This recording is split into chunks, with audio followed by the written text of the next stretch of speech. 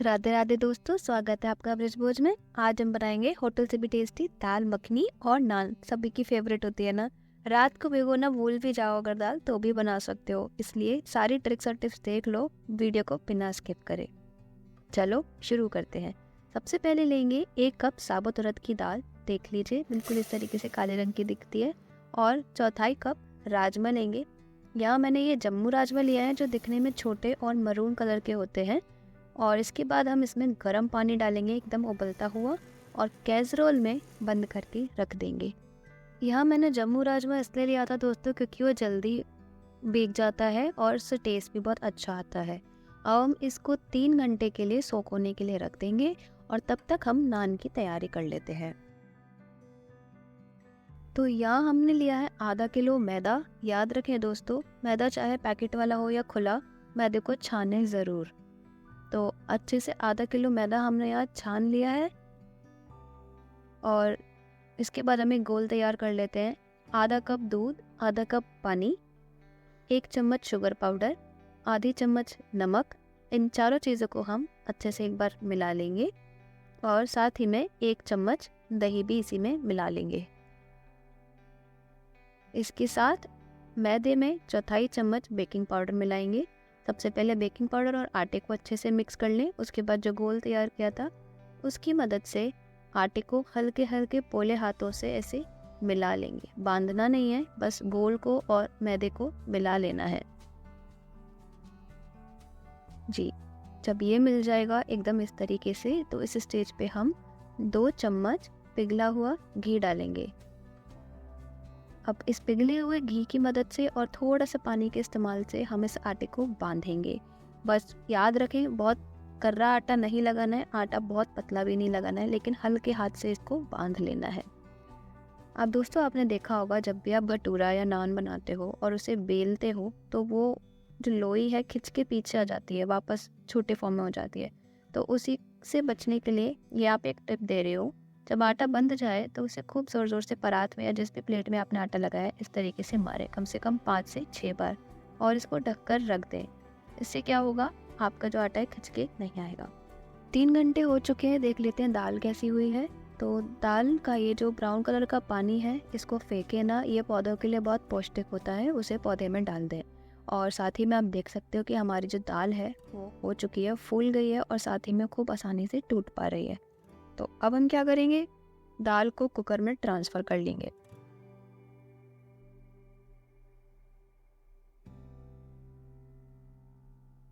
सारी दाल ट्रांसफ़र होने के बाद इसमें हम डालेंगे 1 टुकड़ा दालचीनी का, 1 तेज पत्ता, 1 बड़ी इलायची, और इसमें 3 गुना पानी डाल देंगे। अगर आप पानी का अंदाज़ा नहीं भी लगा पा रहे हो तो दाल को एकदम एक ही लेवल पे करने के बाद अपनी उंगली डुबो और दाल के ऊपर आपकी उंगली 1 पोर तक इस तरीके से डूबनी चाहिए। इसके बाद 1 चम्मच नमक और 1/4 चम्मच हल्दी डाल के कुकर बंद करके गैस पे रख दे। 1 सीटी तेज गैस पे ले और उसके बाद 15 मिनट तक धीमी आंच पर उसे पकने दें। अब हम प्यूरी तैयार कर लेते हैं। प्यूरी के लिए मैंने यहाँ 4 टमाटर लिए, 1 इंच अदरक और 2 हरी मिर्च लिए। साथ ही में मैंने इसमें धनिया की डंठल डाली है, उससे बहुत अच्छा स्वाद आता है।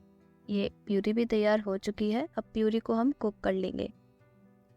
इसमें हमने बटर डाला है, बटर की मदद से बनाया, स्वाद बहुत अच्छा आएगा दोस्तों। ट्राई करें घी ना यूज़ करें, बटर ही यूज़ करें।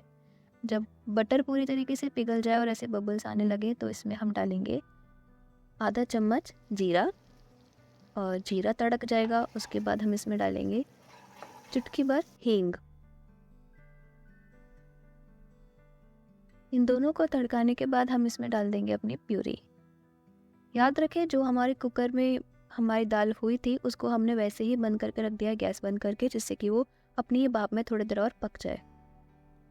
ये होने के बाद हमने इसमें डाला है कुटा हुआ जीरा, 1 चम्मच कश्मीरी लाल मिर्च, 1 से 1.5 चम्मच सूखा धनिया पाउडर और आधी छोटी चम्मच हल्दी और आधा छोटा चम्मच गरम मसाला, नमक प्यूरी के हिसाब का। इन सबको अच्छे से मिला लेंगे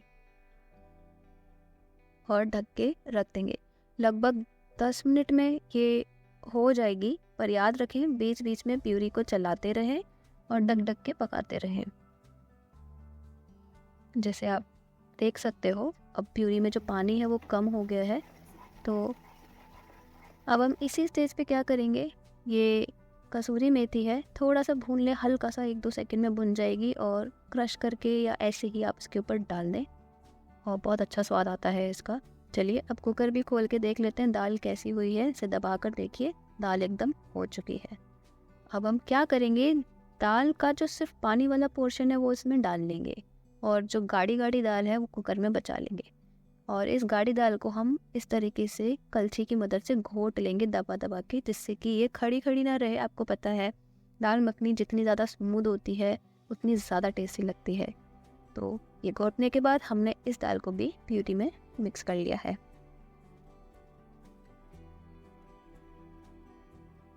ये सब होने के बाद इसको खूब अच्छी तरीके से पका लें, खूब अच्छी तरीके से चलाएं सब चीज़ों को। और याद रखें लगभग 10 से 15 मिनट में धीमी धीमी आंच पर इसको पकने दें। जितने अच्छे से धीमी आंच पर पकेगी उतना अच्छा स्वाद आएगा। धनिया भी इसमें काट कर डालें, बहुत अच्छा स्वाद आता है। इसी समय पकाते समय भी डालें और ऊपर से गार्निश करते समय भी। अभी आप देख सकते हो इसमें भी पानी बहुत ज़्यादा है, लिक्विडी ज़्यादा है और बीच बीच में मैं इसमें भी इसको घोट रही हूँ। याद रखें दोस्तों कि दाल मखनी जितनी थिक होती है, जितनी स्मूथ होती है, उतनी ज़्यादा टेस्टी लगती है। इसलिए इसको धीमी धीमी आंच पर खूब आराम से पकने दें, क्योंकि जितना अच्छे से ये पकेगी उतना अच्छा इसमें फ्लेवर आएगा।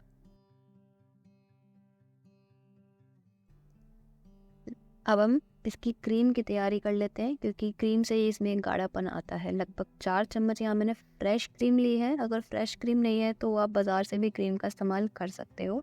फ्रेश मलाई ली है, खूब अच्छी तरीके से इसे फेंट रही हूँ और थोड़ा थोड़ा दूध का इस्तेमाल कर सकते हो इसको थोड़ा सा पतला करने के लिए। अच्छे से क्रीम को फेंटे और अब हम इसको अपनी दाल में डाल देंगे। और जैसे दाल में जाएगी ना, आप इसका अपने आप ही कलर देखना और टेक्सचर देखना कैसे बदल जाएगा। तो ये हमने सारी क्रीम इसमें डाल दी है और खूब अच्छी तरीके से इसे मिक्स कर लेंगे, लम्प्स ना रहे क्रीम के। चलाएं खूब अच्छी तरीके से। तो अब थोड़ी देर में देखना इसका कलर कैसे बदलेगा। थोड़ा सा मैं इसको पतला करने के लिए हल्का सा दूध इस्तेमाल कर रही हूँ, गर्म नहीं, बिल्कुल रूम टेम्परेचर का दूध लिया है, वो हमने थोड़ा सा डाला है, लगभग 1/4 कप। और खूब अच्छे तरीके से चलाएंगे लगभग 5 मिनट और इसे थोड़ा मध्य आंच पर पकने दें और उसके बाद इसको सर्व कर लें या ट्रांसफ़र कर लें दूसरे बाउल में।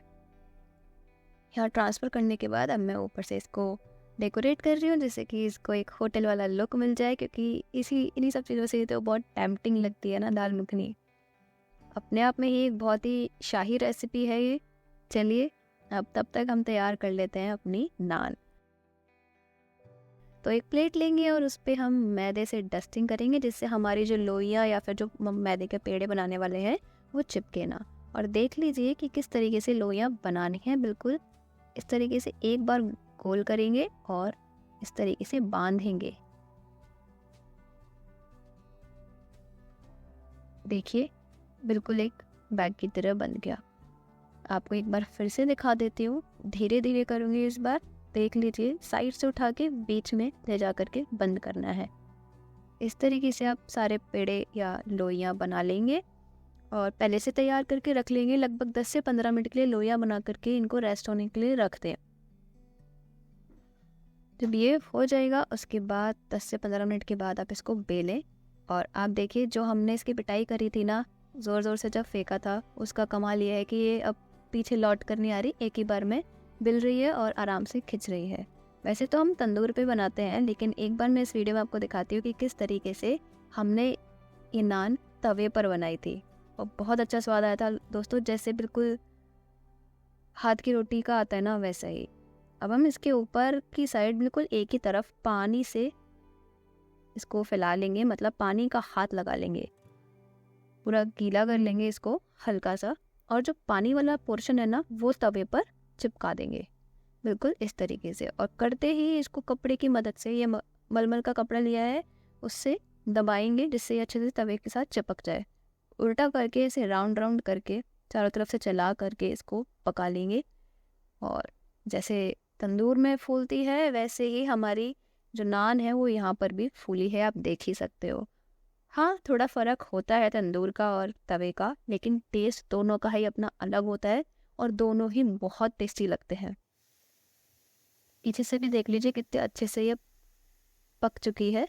अब इस पे घी लगाएं और खूब अच्छे से सर्व करें। तो आपके पास एक ही बटर नान 2 वैरायटी में तैयार। ये हमने जो तैयार करी है ये हमारी तंदूर पे तैयार करी हुई नान है और आप देख सकते हो दोस्तों कितनी सॉफ्ट है।